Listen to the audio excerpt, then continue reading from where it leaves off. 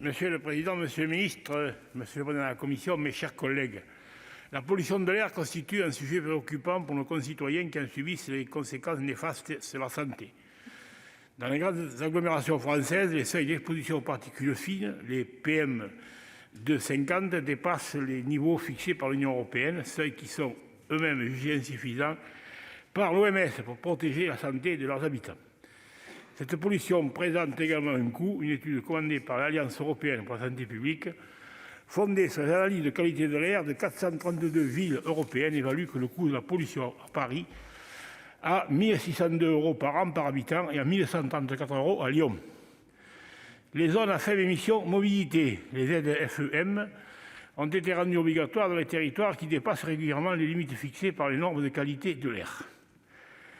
Conséquence de la loi d'orientation des mobilités du 24 décembre 2019, l'arrivée de nouvelles ZFEM ravive les inquiétudes légitimes des détenteurs de véhicules disposant de la carte grise de collection ou de leurs admirateurs. Ainsi, 7 nouvelles zones doivent être prochainement créées et le projet de loi Climat et Résilience, actuellement en discussion à l'Assemblée nationale, inclura les agglomérations métropolitaines de plus de 150 000 habitants d'ici la fin 2024, soit 33 zones supplémentaires.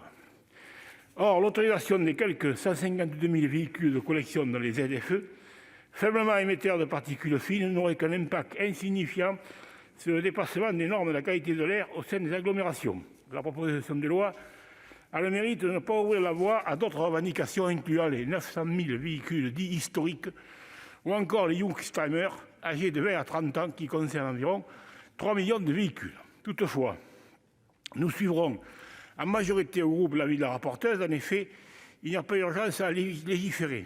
Au sein des 4 zones existantes, les véhicules de collection, en France ou ailleurs, concernent leurs prérogatives et ne subissent pas de mesures de restriction à la circulation.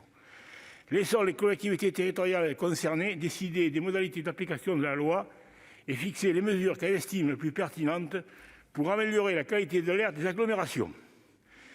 Les études d'impact qui précèdent les arrêtés de création de ZFE éclaireront ces décisions et apporteront une réponse équilibrée et adaptée au territoire en préservant sans doute la voiture de collection, comme dans l'ensemble des pays européens ayant institué de tels instruments, quelle que soit la tendance politique.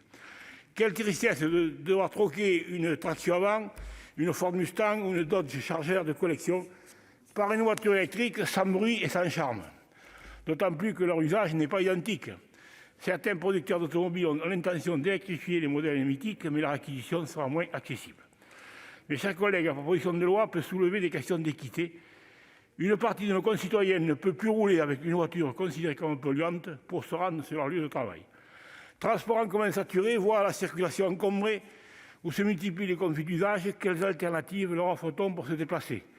Lorsque la métropole du Grand Paris entend interdire la circulation des voitures thermiques d'ici 2030, après le diesel en 2024, cela suppose d'écarter 99% du parc automobile actuel en 9 ans. Malgré les diverses aides à l'achat cumulables, le reste à charge reste élevé. Dès lors, il nous paraît plus opportun, d'un point de vue juridique et politique, de légiférer au profit des véhicules dont l'utilisation est restreinte à des usages non professionnels. Si le secteur des véhicules de collection doit être fragilisé à l'avenir, l'intervention d'un décret serait alors plus que souhaitable.